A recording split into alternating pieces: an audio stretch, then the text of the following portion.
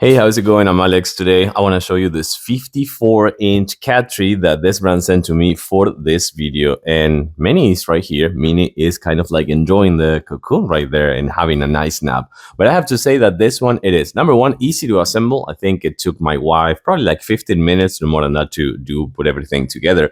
And then you're going to find, which I'm going to show you in a close-up in a few seconds, this kind of like bed right here, which is going to be really nice for their chin right here. They can put their chin in there and that's going to be soft and nice. This one for them to play, and also tons of scratching posts. Minnie, you want to go on top? Let's actually check it out. Well, actually, Penny came in, not Minnie, and she's got, oh my God, there's going to be a fight. There's going to be a fight most likely, but let's actually keep going. So they have this platform over here, nice and soft. So that's going to be nice for them to rest a little, as well as having this nice cat bed, which is kind of like I'm going to try to see if I can do this, because this way you're going to see that they have ears right here. So that is kind of like really cute.